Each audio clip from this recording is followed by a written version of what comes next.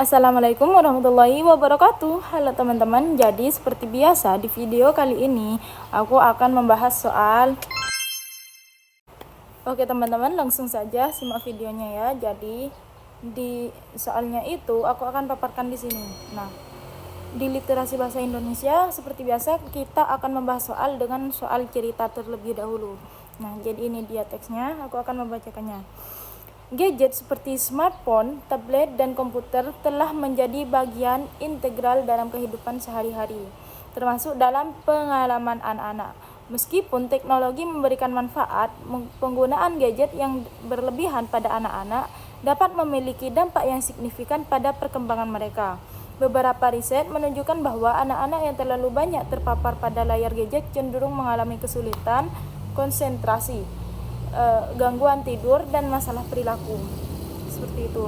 Kemudian salah satu dampak utama adalah penurunan waktu bermain fisik dan interaksi sosial langsung.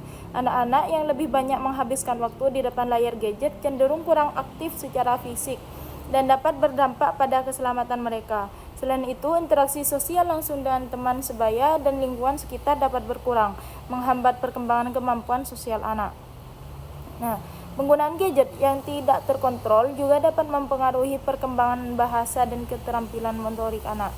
Anak-anak membutuhkan interaksi fisik dan verbal untuk mengembangkan keterampilan ini, dan terlalu banyak waktu di depan gadget dapat menghambat proses tersebut. Oleh karena itu, penting bagi orang tua dan pendidik untuk mengelola waktu penggunaan gadget anak agar tetap seimbang dengan kegiatan fisik, interaksi sosial, dan pembelajaran konvensional.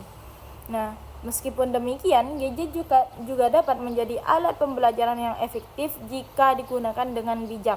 Aplikasi edukatif, konten yang mendukung perkembangan kreativitas, dan pengawasan yang tepat dapat memaksimalkan manfaat teknologi tanpa mengorbankan perkembangan anak.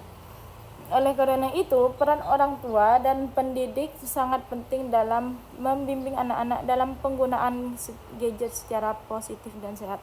Nah, itu dia teksnya teman-teman, dan bagaimana kita biasanya untuk mengerjakan soalnya. Nah, kita baca dulu ya sebelum baca soalnya itu. Nah, di sini soalnya, apa dampak penggunaan gadget berlebihan pada anak? Nah, di opsinya A, meningkatkan keterampilan motorik, B, mengurangi kesehatan anak, C, memperbaiki konsentrasi anak, D, meningkatkan interaksi sosial, dan E, menyebabkan tidur lebih baik. Nah, sudah jelas teman-teman, jawabannya adalah B, mengurangi kesehatan anak. Nah, apa sih? Nah, di paragraf pertama menyebutkan bahwa anak-anak yang terlalu banyak terpapar pada layar gadget cenderung mengalami kesulitan konsentrasi, gangguan tidur, dan masalah perilaku. Nah, itu dia teman-teman. Jadi kalau punya adik itu jangan terlalu difokusin sama gadget. Nah, kemudian lanjut soal nomor 2 teman-teman. Di soal nomor 2, apa dampak penurunan waktu bermain fisik dan interaksi sosial pada anak?